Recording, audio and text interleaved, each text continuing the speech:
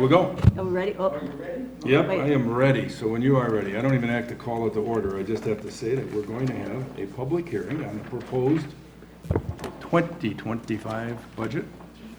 It's Monday. So in the similar fashion that I have done in the past, for those of you that have copies of the budget, you're welcome to follow along. If you have a question and I don't observe your hand, one of these people will alert me. And I'm going to focus on things of either some significance or a change, and trying to give you a little reasoning for what's happening there. So we will start with line item 8 under government expenditures, general government expenditures. Line item 8 happens to belong to our clerk treasurer. Her current year salary is $70,000, and in 19, boy, is that big.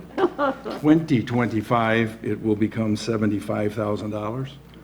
She does a great job. It's a competitive rate given the other communities, and especially given the other communities are always looking for a good clerk treasurer, so we want to keep ours. So with that in mind, that's where we're going. Mileage. Generally speaking, we don't really have a lot of people claiming mileage, but we do have one individual who takes care of our dam, and he represents the bulk of our mileage as he goes down there weekly, more than once, to check, verify, manage the dam for us. So there's a slight increase in that. Our attorney legal fees are going to remain at $15,000. Unfortunately, we have a number of different items that we rely upon our attorney for, one of which is nuisance issues, and that does chew up a chunk of cash, as well as enforcement for our short-term rentals. So as a result, we're going to continue with that same amount. Dues membership, that's line item 12, increased slightly. Our year-to-date, let me back up. Our budget is $2,000, it's going to remain the same. Those are memberships for Wisconsin Town Associations, urban towns, etc. So that's $2,000. We get good value out of Wisconsin Towns Association and the urban towns as a lobbying tool that benefits our community. Line 14, I'm sure that Amy could espouse on this for 10 or 15 minutes. We're going from an annual budget of $10,000 down to $3,000, and I'm guessing that's because we have a lot less elections. A lot. And there's no presidential election. Not for the Okay, next so 4 years. whoever's there is there. So the good news is they saved us a few bucks. Line 15, internet and website. We've had increases from our vendors on our website maintenance, as well as we increased the cost of internet to deal with some issues over our YouTube channel. So that represents the change. Postage, as you can see, year-to-date was $7,000. Going to finish the year at $7,300, and we're hoping it's only going to be $3,000 next year. I think I've mentioned this in the prior years. The bulk of our postage happens for absentee ballots. And you say, well, absentee ballots are great, but everybody that requests an absentee ballot, we have to put postage on it to mail it. We have to spend time to process it up front, and we have to put postage on the ballot to return it to us. What we find frustrating, and you can help us there if you're listening, is if you're going to request an absentee ballot,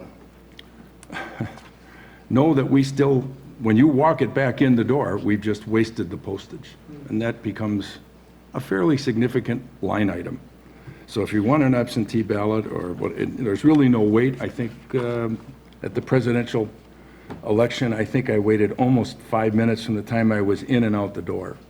So there's not a really great need unless you truly are gone. It costs us a lot of time and effort. You can help us in that regard. Okay, going down to line 21, assessor reval.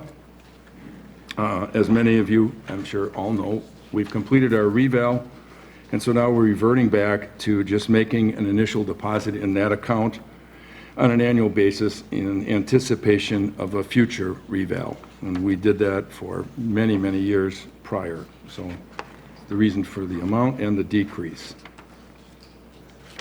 Our auditor fees, line 22. We're going to go from 11.5 to 13,000, and that's basically just a charge that the auditor has kindly passed on to us. Tax collection fees, like everything else, the county does our tax collections for us. They were 4,000. They're telling us that in order to do that same job next year, they're going to need $5,500. So it's just a straight pass-through from one group to the other. Town hall grounds, line 27. Basically, same number. We do some things with property maintenance with Meisner and snow plowing. That's what makes up the bulk of those costs. And they're generally reasonably consistent. Town hall repair and maintenance, line item 30. Budget's 10,000. Our year-to-date is 14. We'll end up at 15, and we're going with $12,000 for 2025. A lot of that has to do with water testing. We've had a constant problem with our well, even though we drilled a new one. Also, our furnace decides to be finicky. I think it's, 13 years old. It's just trying to act up. But we also increased it in anticipation. Next year, the town hall, I think, is 13 or 14 years old, and it needs a repaint. So we expect that to be done next spring. And that's a fairly involved process in that they'll power wash the building first and then 2 coats of paint after. Excuse me, park grounds, line item 33. Budget's 20 this year. We're going to take that to 25. That involves a lot of preparation for all the use that we have at the park. If we went back 3, 4, 5 years, we would have had perhaps 1/3 the games that we have currently. This year, there's 65 to 70 games played every summer there. And to keep the ball fields up and the grounds, we've enlisted an outside source to help.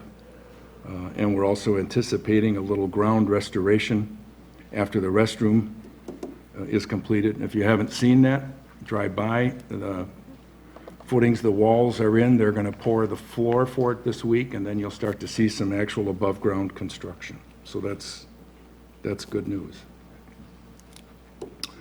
Line item 35, business owners insurance.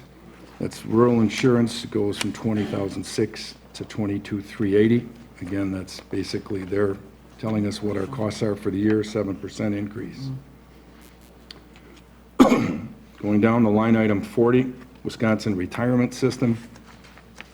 As we increase the clerk treasurer's salary, we also have to increase the retirement amount that the town contributes.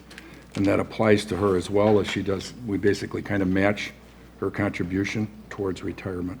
So that's the reason from $5,000 to $5,600. Same thing applies to FICA and Medicare. So you'll see the increase from 11 to 13 in that category. Next item, line item 42, Plant Commission. Current year, we had $6,900 in there. And in 2025, we're going to reduce that to 0.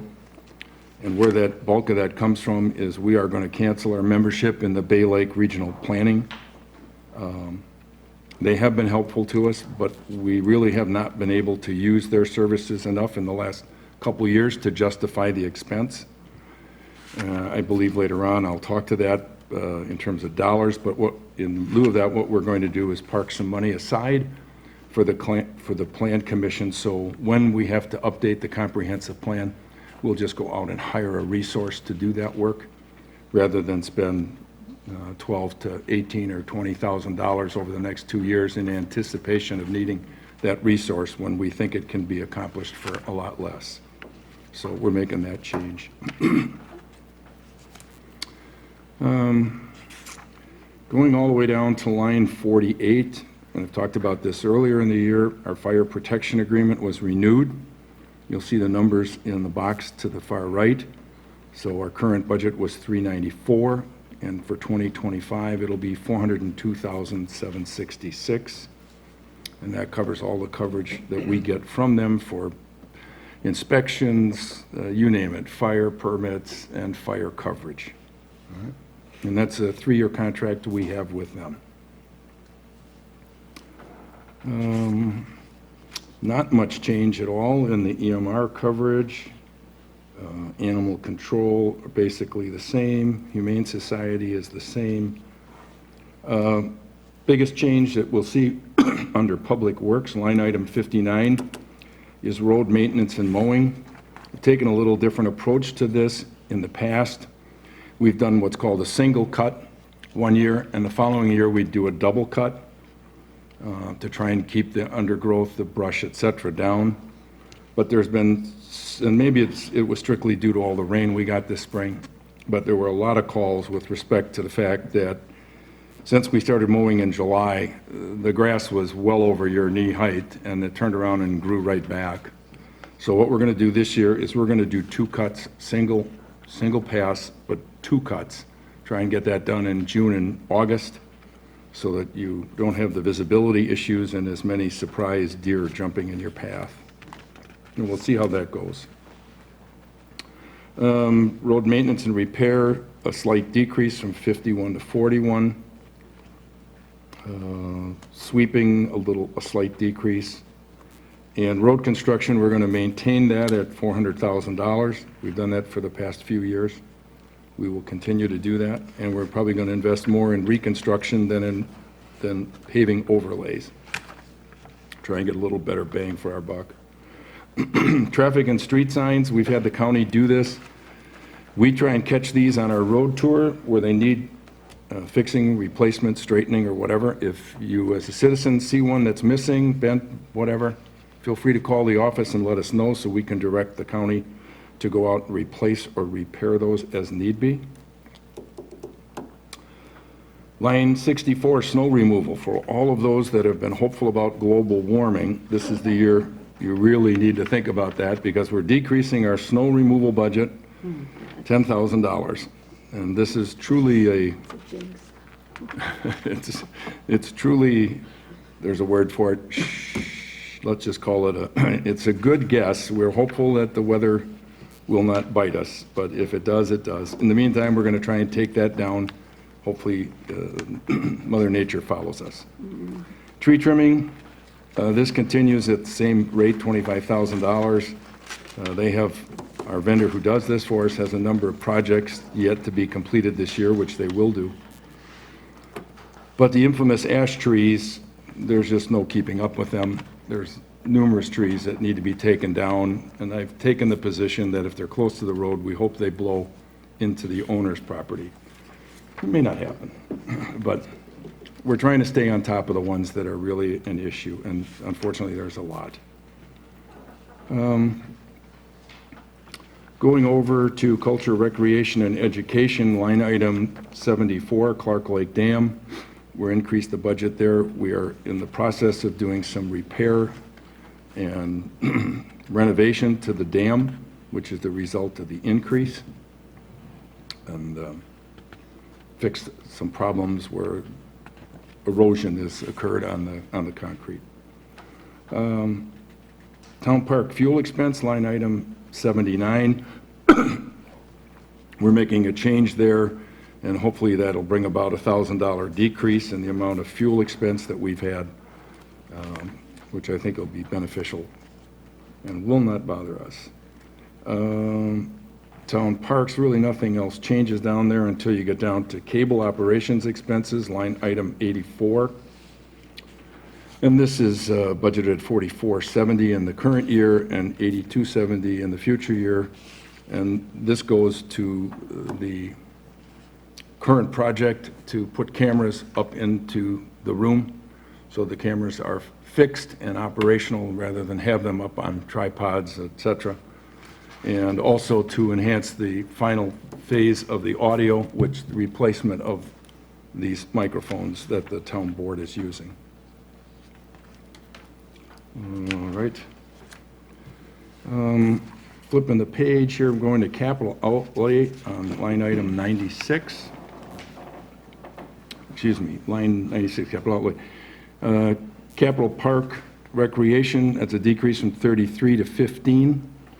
We do set money aside, however, and that 15,000 is represented in some enhancements to the concession stand, as well as eventual replacement of our truck, which I think is a bristling new 97, No, 96? 93, 94, something like that. Oh, it's that new. I'm sorry, maybe we should know, right? So it's, eventually the wheels will fall off. In the meantime, we'll accumulate funds to replace it. Line item 99, this is an EMR radio upgrade. You may have read some of this in the different newspaper articles or heard about it. Essentially what it is that the county has to switch to a digital radio system so that the deputies, the EMRs, first responders, you name it, are able to get the radio signals and communicate back. And there's a variety of dead zones throughout the county, much similar to what we all experience with cell coverage. So they're making an investment in that. We're not positive exactly how it affects us. There's some grants available. We're not sure if obviously we could get them. We're also not sure if the county's going to assess on a county basis for this or exactly how it's going to be handled. But it's a significant chunk of cash. Do you remember the total, Trent? We figured it would be around $100 to $120,000 to replace all the radios. To do that for our EMRs? Yeah.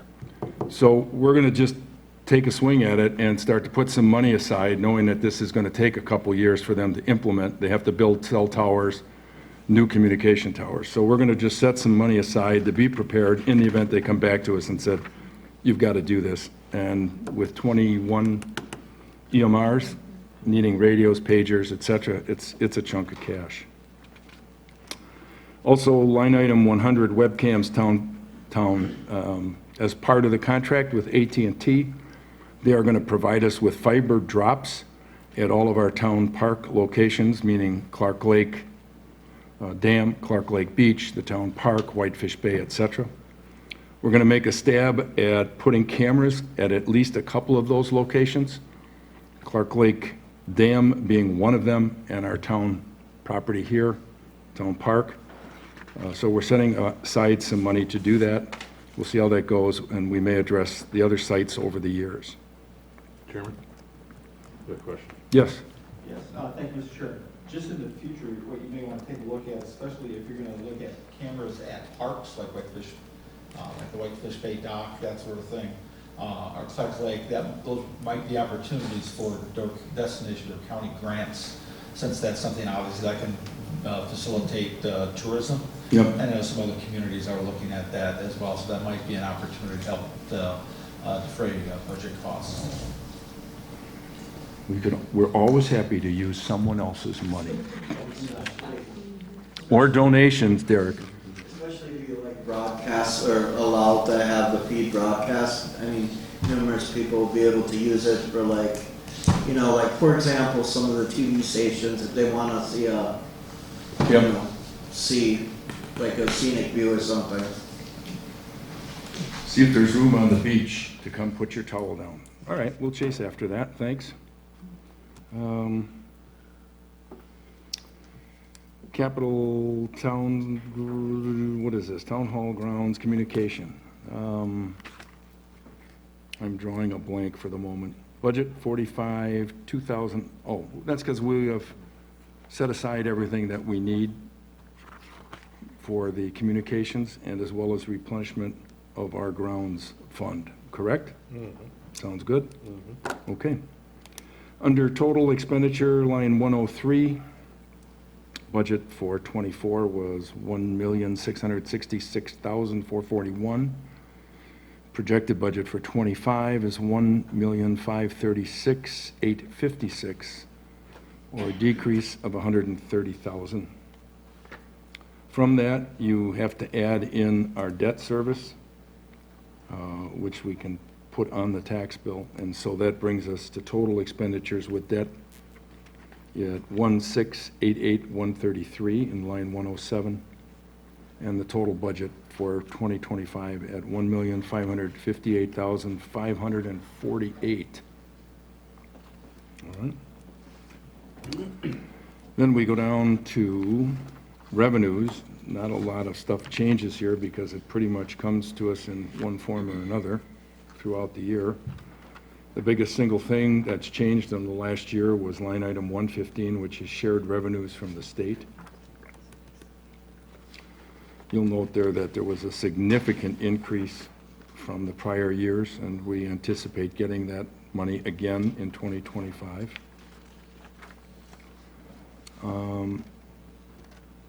Line 119, Door County Tourism Board Zone, Destination Door County reimbursement. We pay the Destination Door County, Door County Tourism Zone, we pay them to work through our STRs for the licensing, permits, funding, etc. They bill us $20-some thousand, and then under an arrangement with Destination Door County, they, I want to say, rebate or give us back those funds out of the money they collect from the room tax. We would have to pay that and get no value out of it, but what we did was we decided to borrow money to pay for the tennis court pickleball upgrade. And so that payment basically comes back to us through Destination Door County's rebate for the tourism zone dollars. So instead of it being a waste, we've actually been able to capture it and turn it into a positive. Line item 123, licensed liquor, a little decrease there. Interesting footnote, from 5,200 to 4,900 is the state no longer requires the wineries to come through us for a liquor license. So they handle that directly. Dropping down to line item 135, field work reimbursement. This money comes directly from the Sevastopol School District, the $10,000. They reimburse us to some degree for the use of the fields, maintenance of the fields, and the chemicals, et cetera, that, that occur over there. I think we just signed a new contract with them last year, so that's good through 2026. All right.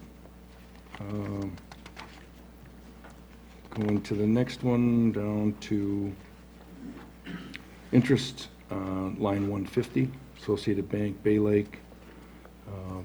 We've been very fortunate with the rate increases that happened to get a significant amount of funds back through our interest.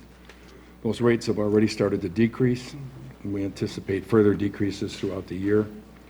So there's some trade-off there. We're going to lose a little, but on the flip side, as those interest rates come down, we have to borrow money in 2025 to pay for the broadband project as it's undergoing. So we'll be able to take advantage of a lower interest rate as we anticipated, so there'll be a little side benefit there. So total revenues, subtotal revenues were $710,000 that we get from all of these other sources.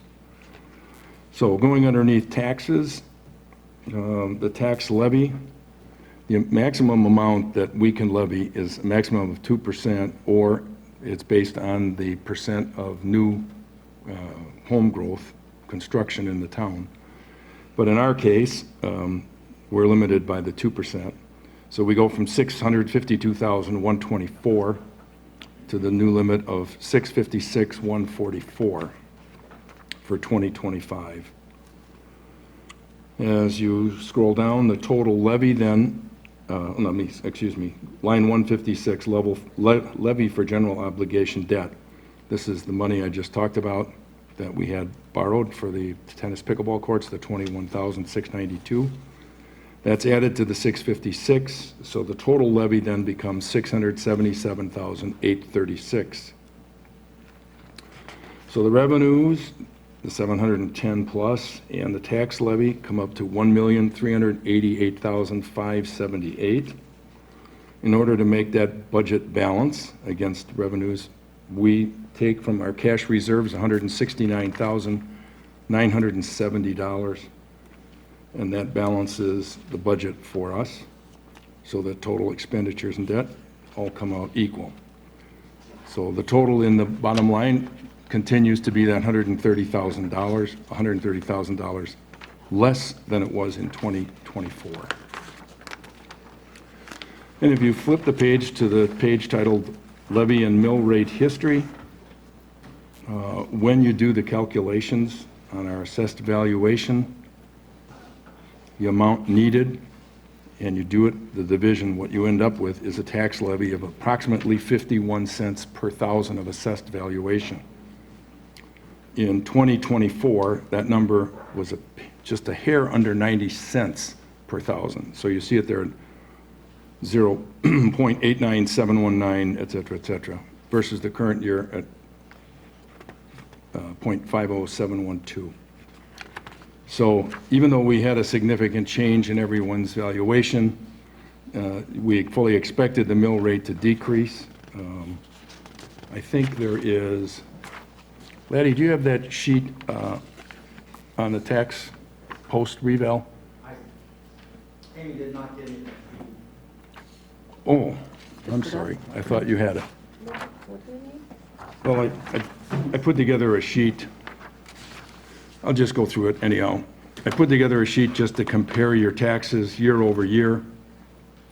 And I took a home valued at $250,000, and your taxes in 2024 prior to the reval would have been $225,000. If your tax value stayed the same at $250,000 this year, it would have been $99 less, or $126,000. So then I took that same property, $250,000, and I increased its value by 50%. So it now became $375,000. And your tax bill would have been $190, or $35 less than it was in the current year.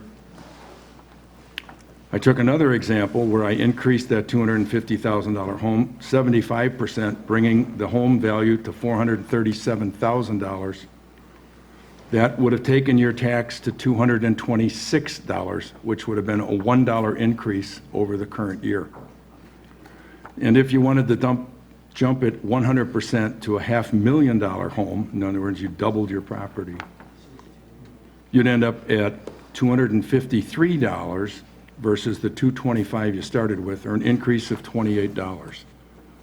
So I just wanted to make mention of the fact I think we do a good job of managing your money. I know a lot of people were very concerned about the reval. It was a long time in between that created some of the anxiety, I'm sure. But I think the majority of us can feel pretty comfortable that the rate increase, and I can't speak to the county or the school district, but from a town's perspective, I think it's very well managed and very minimal change, if any, depending on the individual. So that kind of, you have some figures here if you want to, if you're interested. It just tells you what we anticipate having in our different funds that we have over the course of the year and where those get depleted. But that encompasses everything as far as the information on the budget. If somebody's got a question or two that I've missed or something, please let me know now. Yes, sir. Thank you, Mr. Chair. Now that we kind of have a line of sight on the actual contract and timing with AT&T, I noticed there really isn't an expenditure plan for 2025. Can you just kind of highlight, looking at what you think the budget funding, might be, and any bonding that the town may do to cover its investment? That's a good question. Thank you. Okay. What our plan is that actually we have enough money in our fund through the ARPA dollars, and as a result of our town receiving the grant award, significantly reduced our payout. So we are anticipating that we should be able to cover that first payment, which will be due January of 2025, out of existing cash that we have on hand. Any other payments that are due are driven by the workflow of AT&T. So depending on, I think the next, I'm going off the top of my head here, but I think the next gating element is a 25% completion rate in the town, at which time they will bill us another component. frankly, I'd be stunned if they get that far in '25. If they have to, our plan is to go back to the the group out of the state of Wisconsin where we borrowed money for the pickleball tennis courts, and borrow money from them, and depending on how fast the interest rates decline, we will determine whether we take a short-term or longer-term loan from them to fund it. But I'm hopeful that basically we got 25 covered, so, which I think would be good news. Good enough? Anything else from anyone else? Hearing nothing, we will close the public hearing.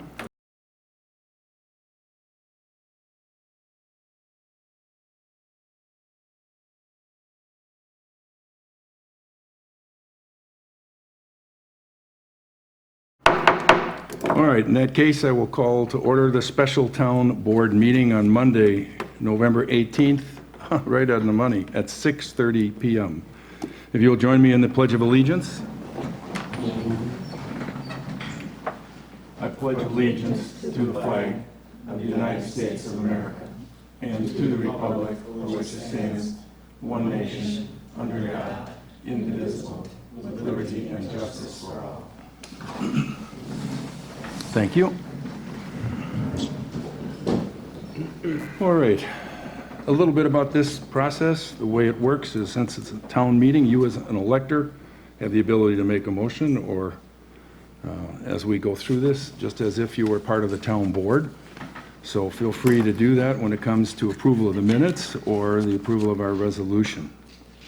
From an introduction standpoint, those of you I think we all know, but if you don't mind, we just go through and introduce for the benefit of the people at home.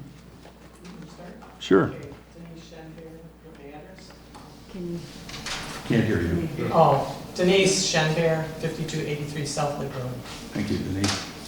Hugh Zettel, 3986 Linden Drive. Craig Nellis, Highway 57, Sterling. Carrie Nellis, Highway 57. Jeff Lang, 6417 Whitefish Bay Road. Jeff McWeber, Whitefish Bay Road. Good to know. Derek Denise, we'll put it in any North Country Road, Surgeon Bay, Wisconsin.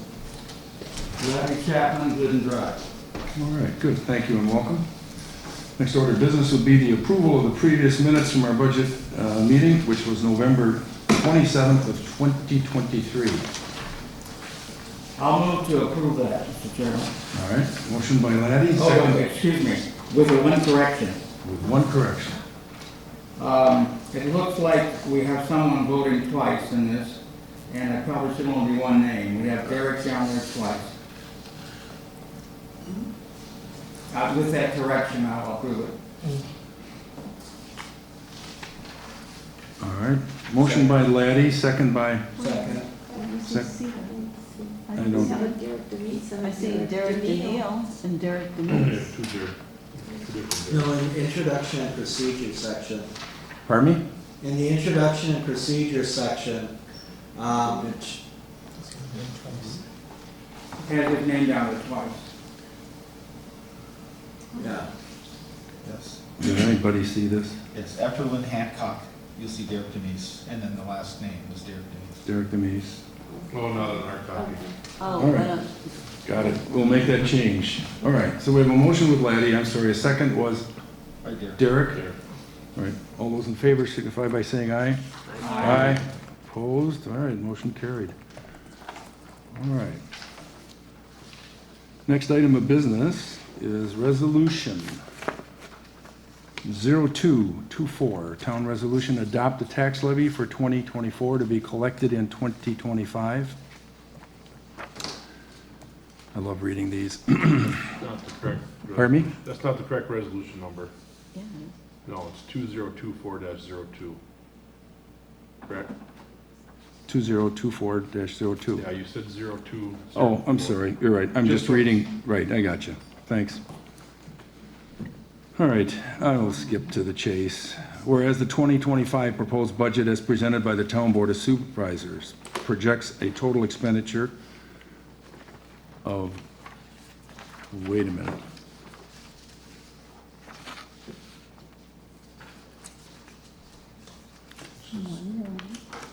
got the This is correct one? supposed to be the 2,003,000 something? Yeah, wait a minute, yeah. We had an error. packet.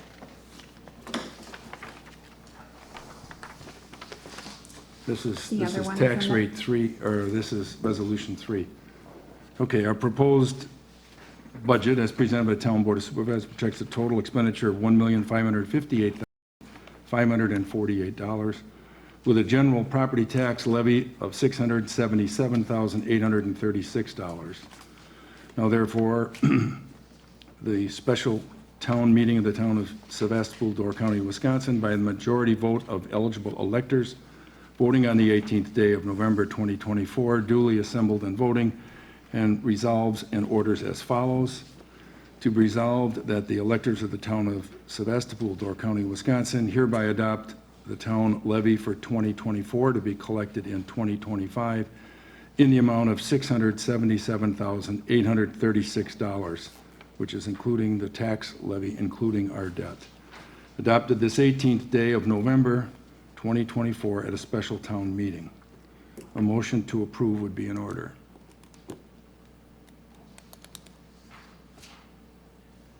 Mr. Chair, so moved. I have a motion by Hugh, second by? I'll second Second by Laddie, all right? Any questions? Do we need to spell out the general tax levy is 656,144, which is our max, and that the levy for general obligation debt is 21,692 for a total of, as our clerk has it there, $677,836. I don't know why Sometimes we have to spell it out. I don't know if we have to in this instance. I don't know why we would, because it includes right in there that the tax levy is including the debt. Okay. Amy, any I can sense? check on that, but I don't think that we have to spell it out. Well, let's do it this way. I mean, We- it's, I we'll have just- no objection to the way it is this year, but we'll just follow up on it next year. Absolutely. All right. So we have a motion by Hugh, I'm sorry, who had the second? There, Laddie. Laddie. Laddie. Sorry, thank you. To approve Resolution 2402. All right. With that, we need to do a hands vote, correct? Correct. All right. So all those in favor of the motion to approve our tax levy, please raise your hands. 1, 2, 3, 4, 5, 6. 13, I can't, I'm 14. Should be 14. 14. And anyone voting? All right. Aye. Anyone voting against it? I think we covered everybody, right? Okay. So nobody abstaining, so the resolution is approved. Thank you. And that, nothing there, nothing there. All right, next item on that is to a motion to adjourn. I'll make that motion, Mr. Chairman. All right, motion by Laddie, And I'll second it. second by Hugh to adjourn. All those in favor signify by saying aye. Aye. We are adjourned.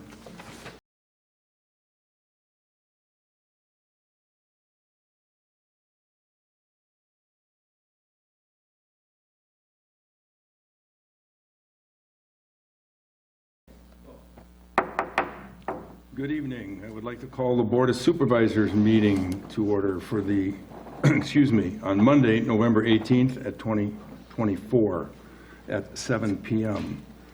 And the first thing we should do is establish a quorum. Amy, if you would. Supervisor Linda Waite.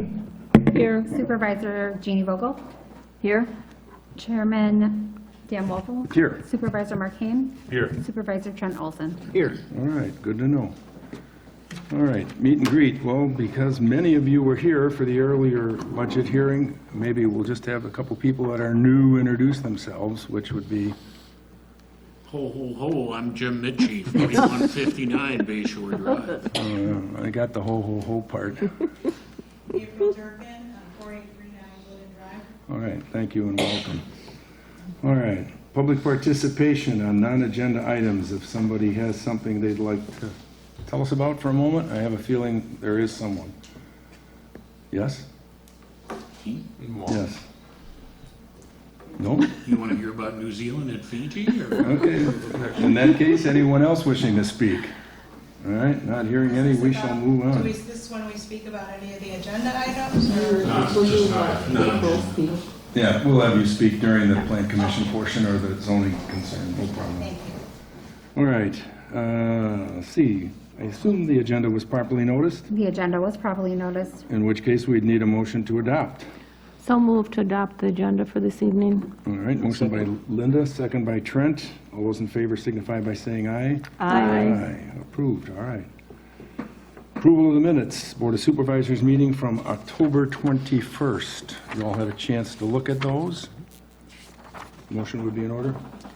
I'll make a motion to approve the minutes of the October 21st meeting. Motion by Jeannie, second by? Second. Second by Mark. All those in favor signify by saying aye. Aye. Opposed, motion carried. All right.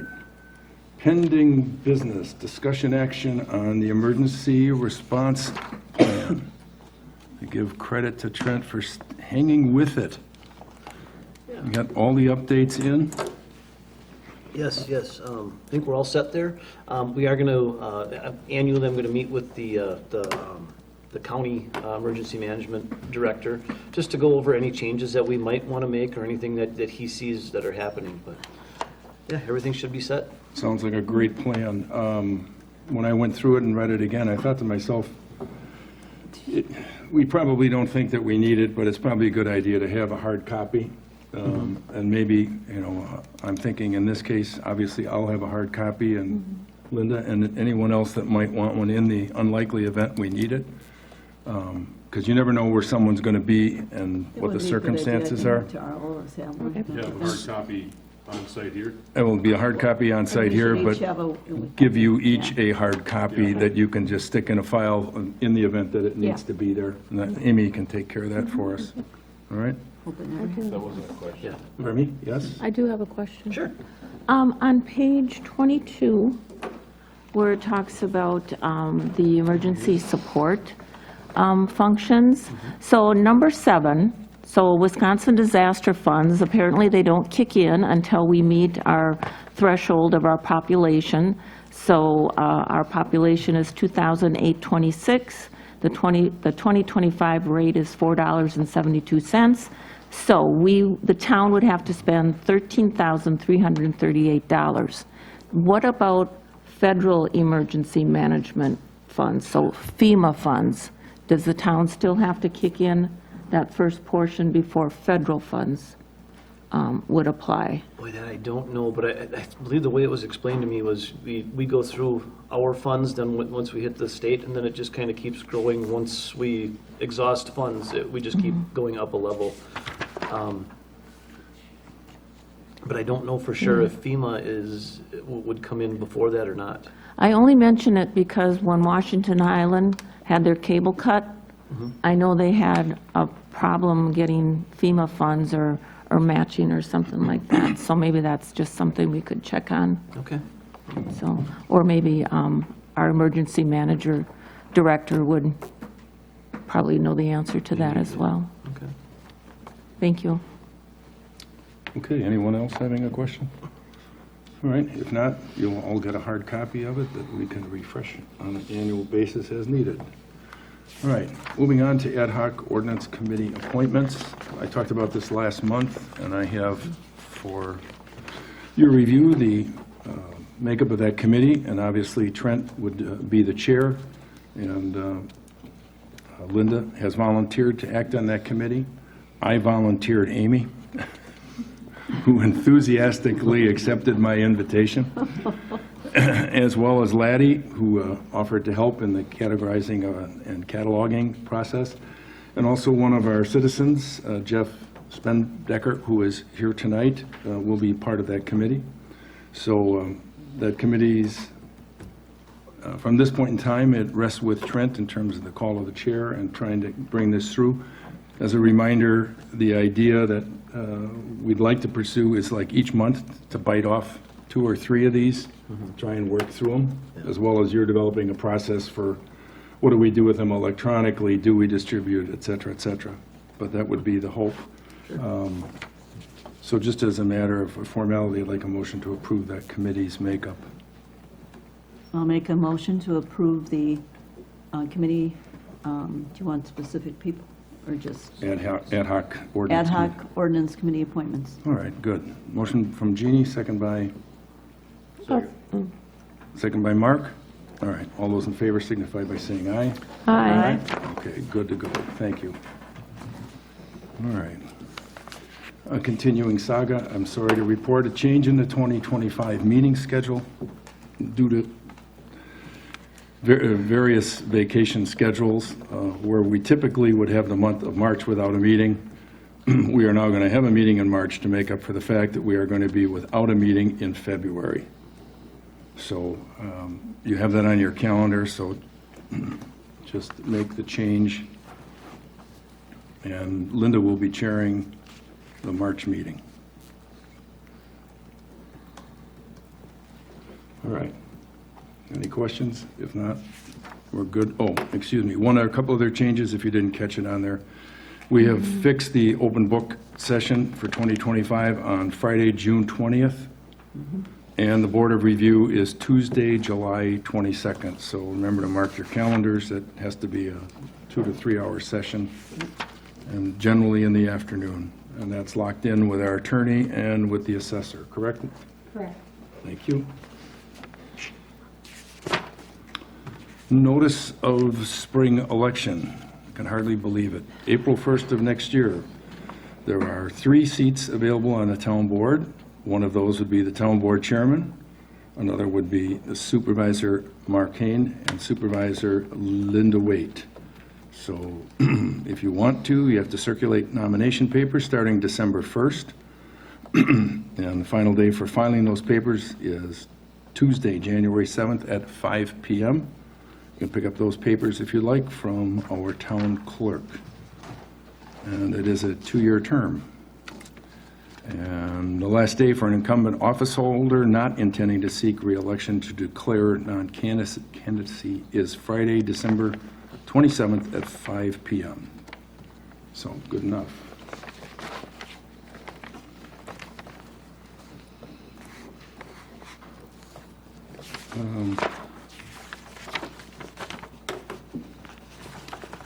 The town budget.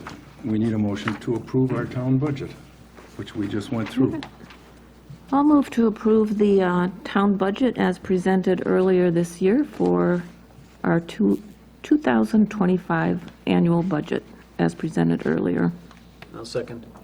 Motion by Linda, second by Trent to approve our 2025 town budget. Any further discussion? All those in favor signify by saying aye. Aye. Those not approving? None. Correct? Okay, just want to be on the same page. All right, next item is the request for a rezone petition from Kenneth Stappa. And this was heard by the Plan Commission on Thursday. They are requesting a change to a wetland area to allow the installation of a driveway. And I will turn this portion of the meeting over to Linda, who chairs that committee. All right, thank you, Mr. Chairman. Yes, the Plan Commission did hear this on Tuesday, November 12th.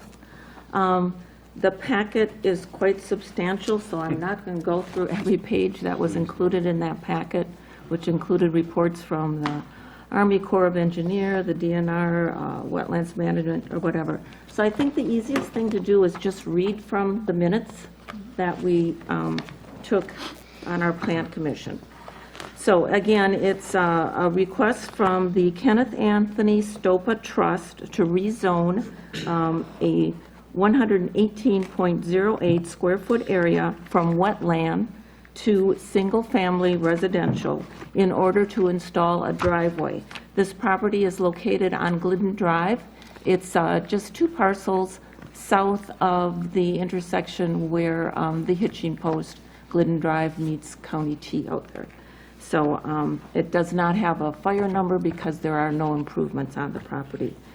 So we just summarized that a similar request had come before the Plan Commission and the Town Board in February of 2023, and we both at that time recommended support for the petition to rezone an area approximately 16 feet wide and 12 feet long from wetland to SF20 to accommodate a driveway for the applicants. And subsequently, they plan to construct a residence.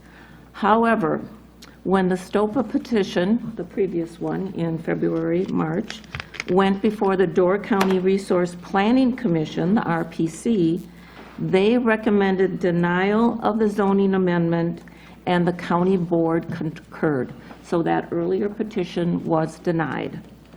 And another request could not be filed until the expiration of 6 months from that first application. So now this second petition for a zoning change is before us. It came before the Plan Commission. They did indicate a slightly smaller area for their driveway, and that's why there's mention of the 118.08 square feet for driveway purposes. So we had a discussion on that. We did have a neighbor to the north who is here this evening, and we'll give her the opportunity to speak. Her property is to the north of the STOPA property, again on Glidden Drive, and she provided some background on the area, having purchased their property in 2018 after an original parcel was split into several smaller parcels and sold off. She was aware of the wetland areas, and she expressed her opposition to the zoning request, the rezone request. We also had another neighbor to the east of the STOPA parcel, and he also indicated that he leans towards protecting wetlands as well. So the Plan Commission took special note of the RPC findings, and you will find those on page 44 of your packet. So if you wanted to scroll to that. Again, that's what the Plan Commission members took special note of, and their recommendation from March 7th of 24. So following discussion, it was a motion by Mr. Hubner and second by Mr. Zettel to reject the request for rezoning and forward a recommendation of denial to the town board. And that motion carried unanimously from the Plan Commission. And the reasons for the Plan Commission's decision, because we do have to fill out our worksheet and we'll have to do the same thing as the board here, the reasons that we recommended denial, we took into heavy consideration the RPC's previous recommendation of denial, that it did not wish to set a precedent to rezone and fill wetlands in order to access upland lots. We also noted the request did not meet the criteria in evaluating petitions to rezone, and again, that criteria is in your packet. The town is also conscious of protecting wetlands. We also took into consideration the non-support comments from neighbors. 2 appeared at the Plan Commission meeting, and we have since received 2 additional emails not supporting the request. We also noted that no one, the applicants, nor anyone on their behalf appeared at our Plan Commission meeting, and I don't see anyone here tonight either. So is the proposal consistent with the town's comprehensive plan? Yes, in the sense that the town, again, values wetland protection, but we appreciate SF20 residential zoning as well. And concerns or objections, we did not state any. So again, I know that Ms. Durkin is here, and I think she would like to comment if she may. Please, do you have a microphone? Do I need a microphone? Please. Generally. Yes. We have extras. Okay, thank you. So I bought my property, can you hear me? Yep. Yep. So I bought my property in 2018, and when I bought it, I guess unbeknownst to me at the time, it used to be the lots on either side of me were one whole lot, and the people that we bought it from, they had split it into 3 lots. We had purchased the lot in the middle. We were asked if we were interested in either of the lots on either side of us. The lot to the south of us, which is the lot in question today, we were told there's wetlands all through the front, that for what they were asking for it, it's a complete gamble that, you know, Door County protects its wetlands, that it would be, you would have to do a lot of research and planning and whatnot, and it would still be an if. So we chose to pass on it because we knew all the permitting and everything that would have to be required, and it was a maybe, even after doing all that. The lot to the front of, or to the north of us, does have access to the road. It was partially buildable, but again, we were told that that lot has a very small footprint where you would be able to put a house. So again, we chose not to look at either of the lots and bought the lot with a house on it.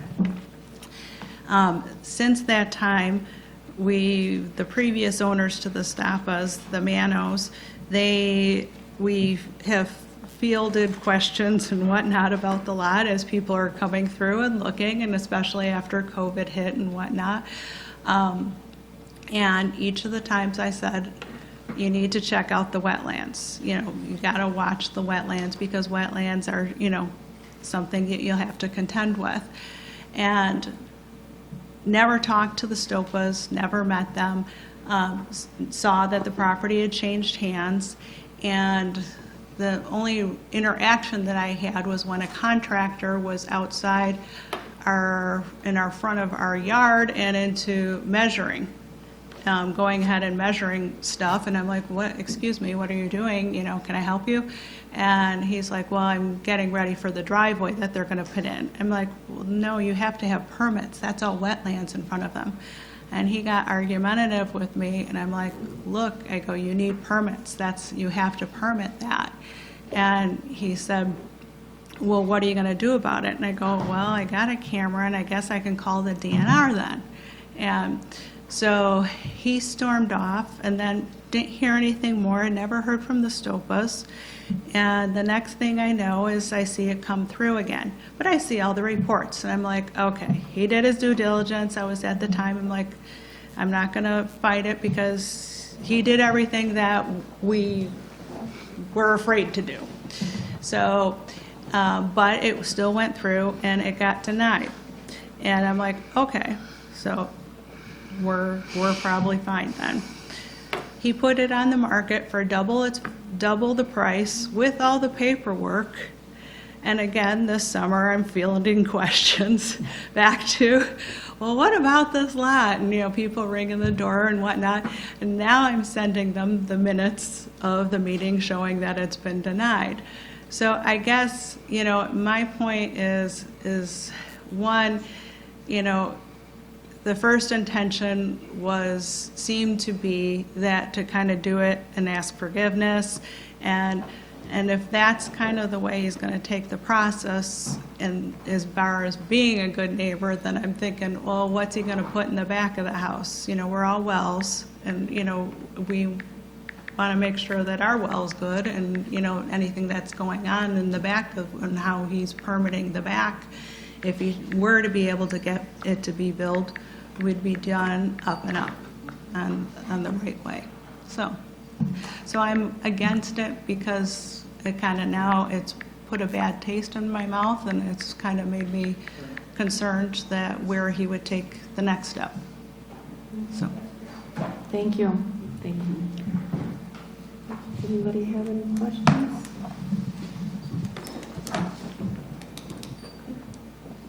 No one else wishes to speak or has any questions?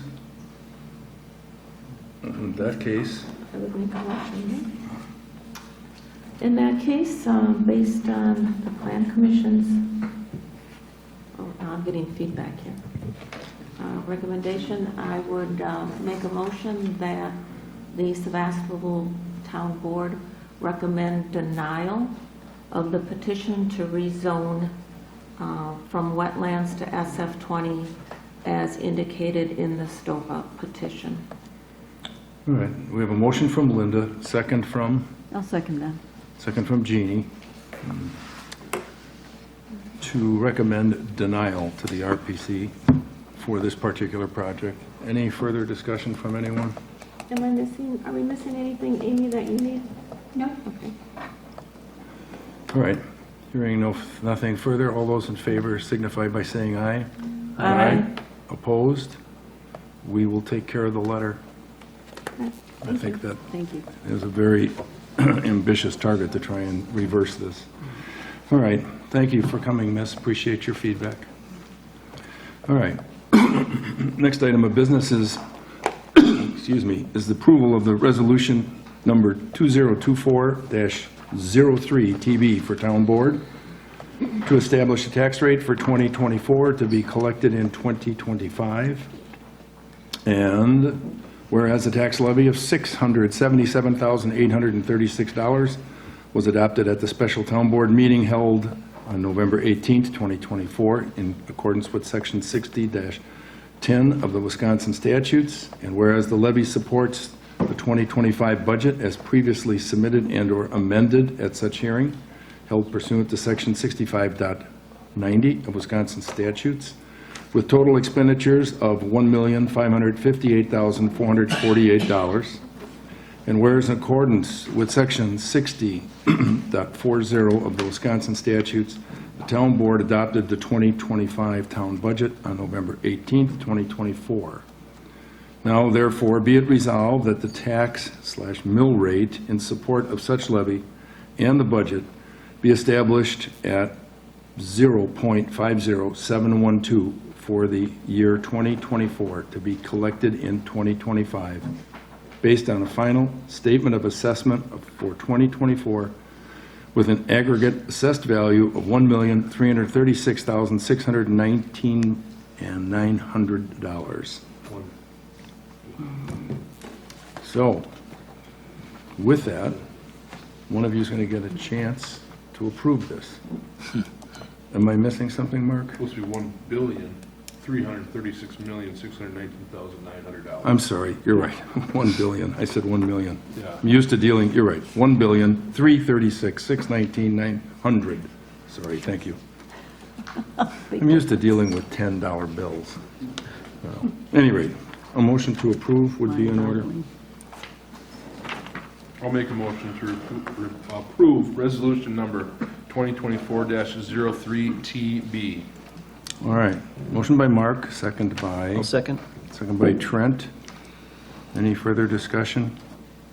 If not, all those in favor signify by saying aye. Aye. Opposed?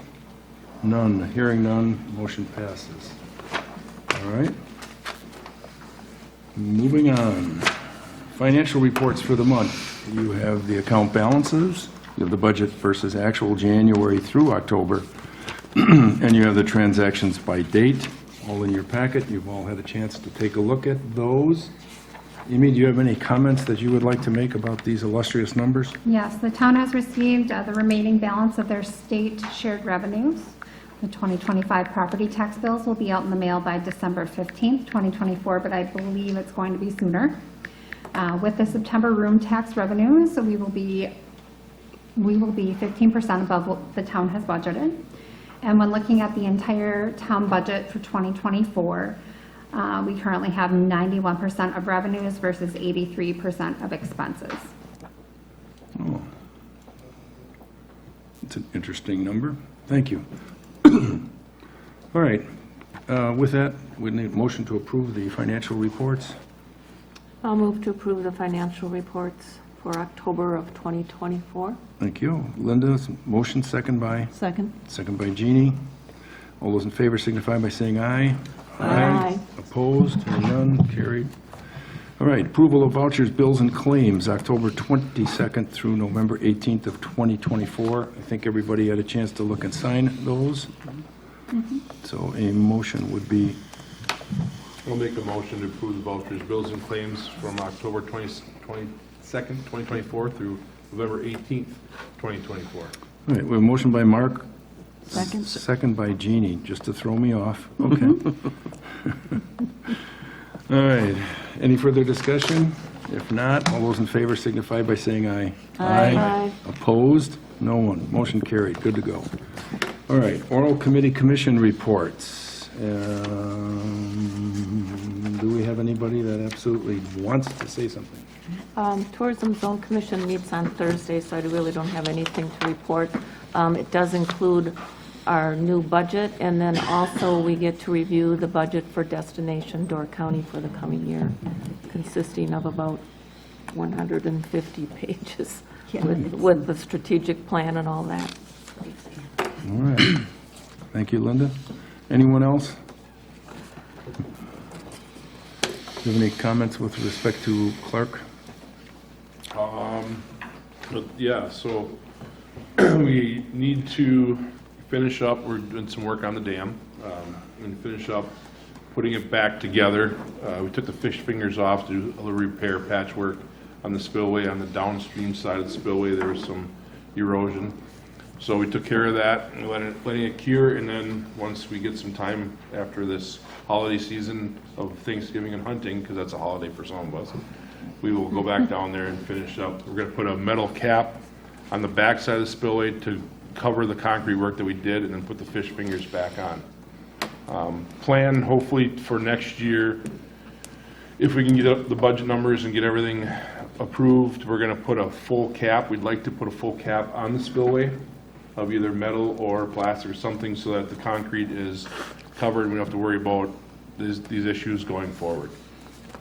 I guess I could talk a little bit about the bathroom. The new bathrooms Dan already covered. Just keep your eye out, watch the progress go. The old bathrooms, we've been going at it slowly but surely, and again, once the holidays are up, we're going to go back in and finish removing the stalls, which weigh about a metric ton. We found out, I think I may have talked about this last time, but oh my gosh, are they heavy. So anybody that's got a strong back would like to come hold on to a stall while we cut it apart and take it out of there, more power to you. Come on, let's do it. Besides that, just kind of looking forward to the winter season to come and go and continue on in spring. Okay, thank you much. Just one other thing relative to Clark Lake. I'm in conversations with the county about placing a second culvert on WD, with the idea being that the water back up in the spring, and we noticed it this spring with the huge amount of rain that we had. It was all backed up on the north side of WD, and the culvert was full. So we think perhaps a second culvert might avert some of the problems we've had there, but it's a work in progress, so we'll keep you posted on that.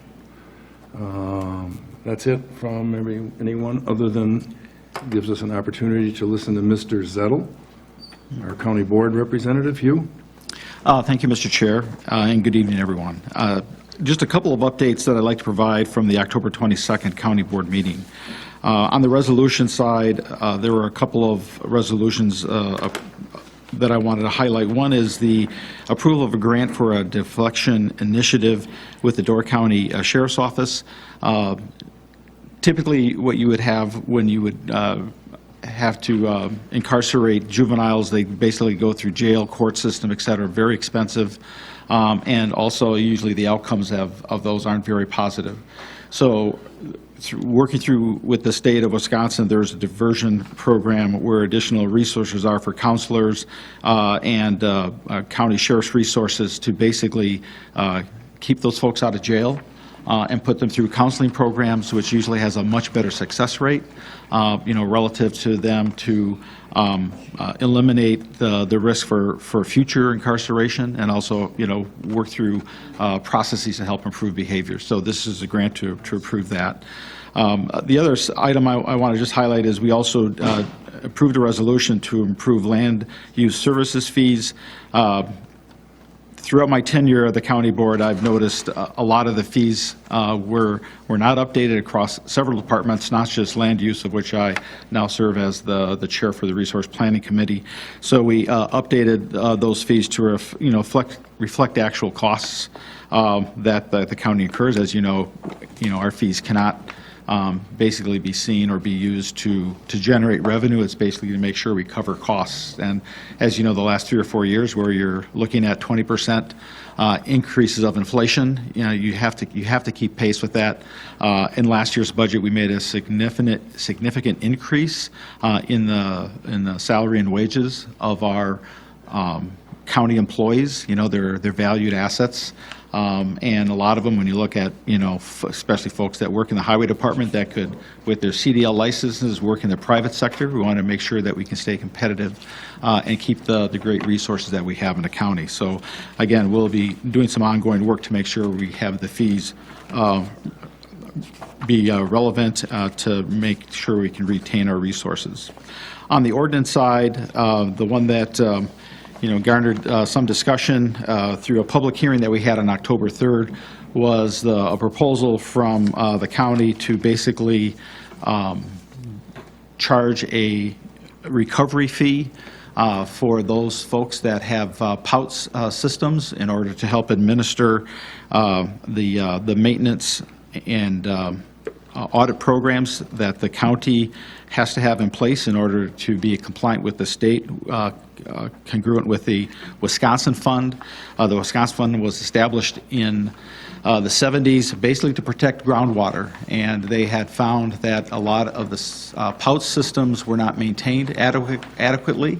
Over that period of time, there's been significant changes in the design of POUTS as part of that POUTS program that you have to have on the state to be subject to the benefits of the Wisconsin Fund, which basically is grants that are available to residents in case they have a POUT system that is failed. They can get offsets in recovering costs for the replacement, since that's not inexpensive to replace one of those systems. As part of that program, there's a 3-year inspection and pumping required as necessary for residents, and there's a lot of back office work associated with administering that program. There's over 14,000 POUTS in a county, and if you looked at the budget it took Madam Clerk, relative to postage, right? All those notices go out by mail. They can be returned by mail. We've done some things in the county to have that be done electronically. And there's a lot of back office work relative to, once those reports come in, act on them as necessary, maintain them. So there's a lot of back office work. There's been some questions as to the cost estimate, the cost accounting estimate, whether that is accurate or enough. And given some of the other structural changes that are happening in that department, we basically recommended in the ordinance taking out the section to implement the cost recovery fee until we can get a better understanding of the actual costs to maintain that program, and probably revisit it sometime in 2025. Relative to folks that live in areas where there is a municipal system, such as, City of Sturgeon Bay, Town of Bailey's Harbor, Village of Sister Bay, Egg Harbor, et cetera. They're basically, in essence, subsidizing the implementation of this program, even though they don't have a POUTS. So some county board supervisors raise that as concern, basically why are they paying for something that they don't have any ownership for? Because of the uncertainty relative to, the actual costs, we're going to revisit it likely sometime in 2025. So that ordinance was just changed relative to primarily doing updates with the Department of Safety and Professional Services, otherwise known as DSPS, and their code, which is Section 383, which really governs POUTS implementation, design, and administration of those systems. What I wanted to just kind of highlight again, to tie the fact that a lot of the things we're doing with POUTS is tied to groundwater. In your packet that I supplied, Madam Clerk, is a couple of charts that I just want to share with you, just to highlight how this should hit home for the town of Sevastopol. So, Lad, if you could put that first one up. On this chart that you have in front of you, and again, this is from the Soil and Water Well Monitoring Program, a report from June 13th of 2024. It's on the Soil and Water website, so you can pull up the full report. The report covers the program done with the University of Wisconsin-Oshkosh, where Door County has probably one of the most thorough well testing programs in the state. It's seen as a best practice. They test for primarily, what pouts are designed, or they test for nitrates, phosphates, arsenic. They also look for E. coli, bacteria in well samples. What I wanted to highlight is an area that is of a concern that the Soil and Water team has provided an update on, in which there's been some discussion. So the first chart just shows the testing that's been done from 2019 to 2023. And if you look at that in particular, if you can train your eye to where you think the town of Sevastopol kind of is in its outline, you see a lot of yellow, orange, and red dots, and those yellow just says you've got a nitrate level of 2.1 to 5 milligrams per liter. That's kind of like a cautionary, kind of reading, and then it goes to orange and then to red. I think what I'd like to do is just go to the second page, Laddie, if you just can pull that up. It's a little bit bigger diagram, and it just shows 2023 and 2024. If you kind of look at the town of Sevastopol outline, and then you look at south of Sturgeon Bay, and if you recall the last several years of the discussions with CAFOs and concern with manure spreading and concern with nitrates and phosphate levels. If you look at the red, yellow, green dots, basically in southern Door County compared to just the area of town of Sevastopol, along the town of Egg Harbor, especially along Bayshore Drive with the escarpment, you see a lot more cautionary or higher dots. One of the hypotheses is that in 2000, DSPS and the DNR changed the requirement for minimum soil depth for mound systems. So they allowed mound systems to be installed after 2000 on shallower soils. So the question is that change in the regulation causing more concern relative to nitrates? Nitrates flow very easily through water as compared to the phosphates, which tend to bind more to solids. Again, the systems are implemented per regulation. There's really not an issue relative to E. coli and bacteria, which is what pouts were designed for. But again, phosphates and nitrates are not managed in pout systems. So you can see along there a lot of alarming, higher rates for wells, especially where you have thinner soils in those parts of the town. So one of the things that's in the upcoming budget for 2025 is the Soil and Water team is partnering on a project with UW Oshkosh to look at being more specific to testing of nitrates in their well water samples to see if they can specifically highlight whether that source is coming from, humans, residential properties, bovine, poultry, or other sources. As an example, in the Casco area, where they had a lot of concerns with contaminated wells with CAFOs. One of the things they noticed is that there were a lot of pout systems that actually were non-compliant, and it was because the Kewaunee County did not really enforce systems that had failed. And so as part of doing the testing of the well water, they would see also high concentrations of things like caffeine in the wells from people dumping their coffee down the sink. Well, we know cows don't drink coffee, right? So we can't blame the farmers for that, and clearly they don't do lattes. So those are things that in doing these nitrate tests, they can look for other components to give a higher probability of what the source is from the contamination. So that program's going to start next year, and through that testing, one of the things that might happen is, much like the county implemented its own Silurian standard for how you could apply manure based on soil depth, the county may provide this data or bring this data to the state and say, you know, we may need to deploy a similar sort of Silurian standard just based on soil depths or lack of soil depths we have in the county. So I wanted to highlight this just to show you the connection between what we're doing with the POUTS program and how that ties to groundwater. And when you look at the density of high-risk areas from the wells that were tested in the town of Sevastopol over the last several years, and you can see that trend. It's an area that we're going to have to watch for very closely over the next few years. And again, I'd suggest that it may be something that we have in a future agenda item. Mr.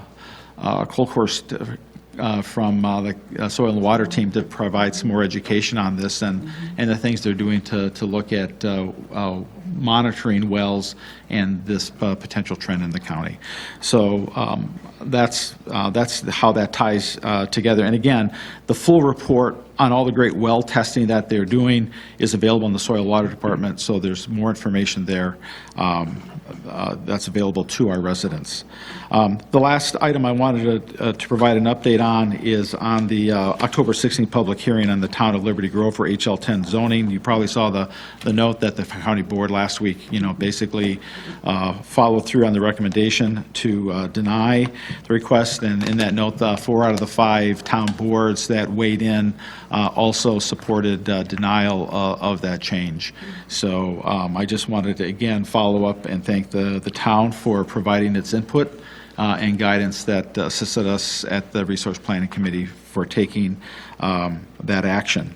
And then lastly, I attended the Land Conservation Committee meeting last week, and in their public comment period, I highlighted to them the work that's being done by residents in the Kangaroo Lake area and the Clark Lake area relative to trying to disallow wake surfing on those lakes. And again, as a Land Conservation Committee, where they are concerned with surface waters, invasives, and the impacts there, just highlighting that and having them look at considering support for the towns to enact ordinances to basically to protect those surface waters. With that, if you have any questions, members of the board, I'd be happy to ask them.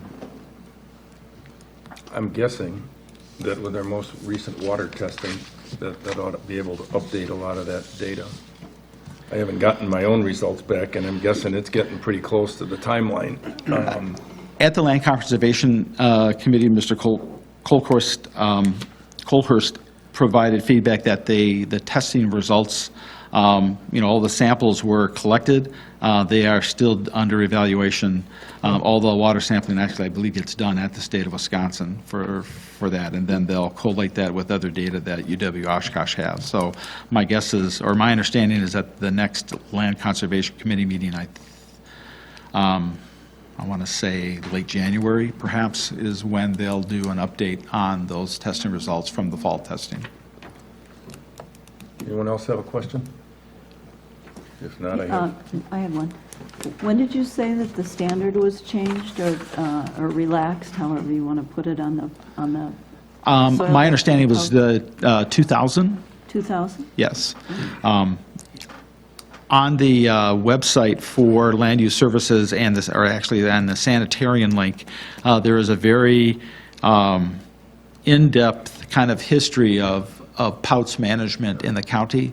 And so it mentions it in there specifically, some of the changes in regulations over the past, 40, 50 years that the county's been actively managing POUTS systems. I know there was a real push back, got into that because of being in real estate, but to try to get away from holding tanks. Mm-hmm. No. And that's kind of what Yes, it's precipitated that. It's a dilemma because in essence, if you're looking at areas that have shallow soils and you blow up an area, if you will, to put in a holding tank, that's in a sense, that's almost like putting in a sump crock, right, for a basement. And those basically are magnets for water because it just is low resistance. So that adds additional risk, right?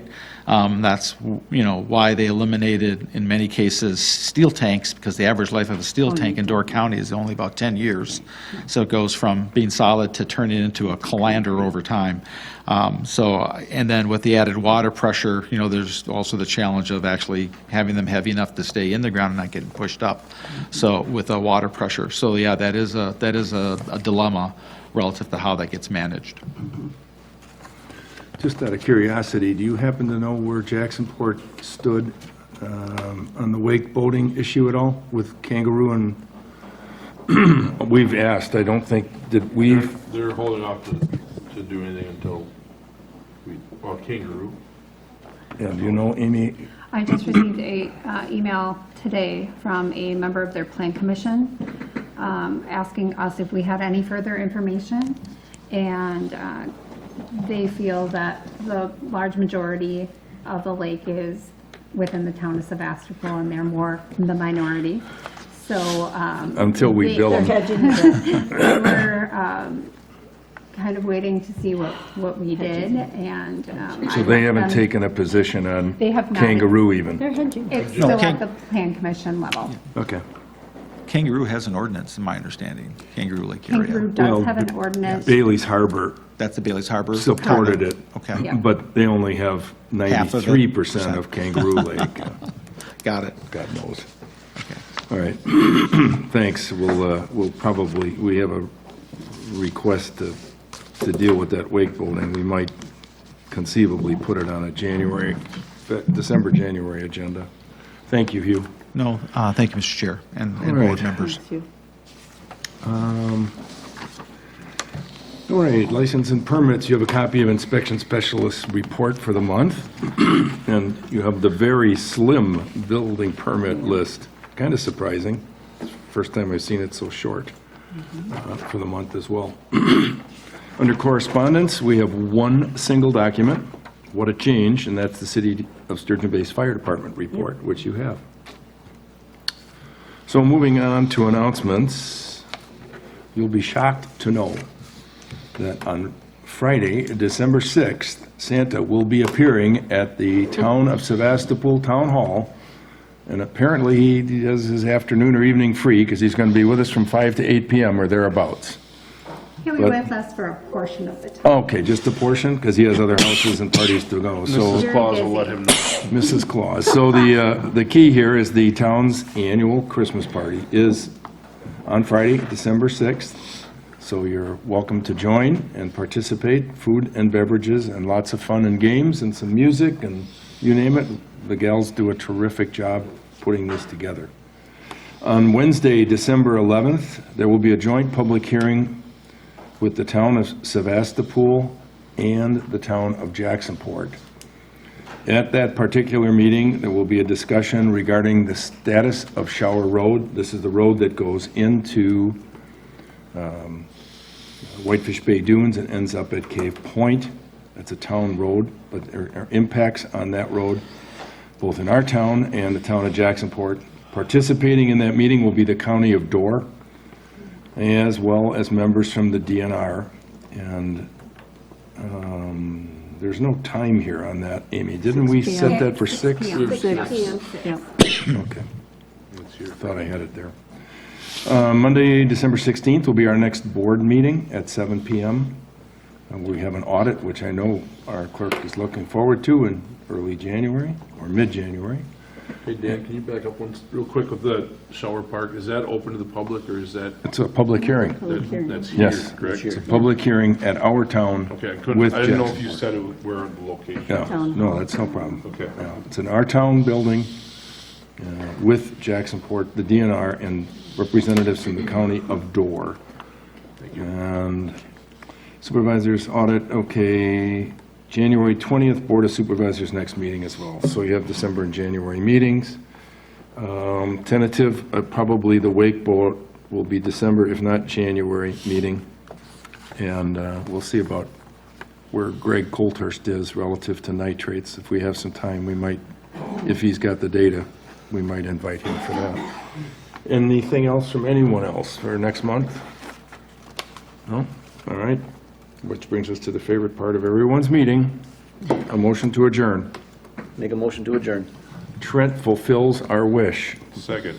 Second by Mark. All those in favor signify by saying aye. Aye. We are adjourned.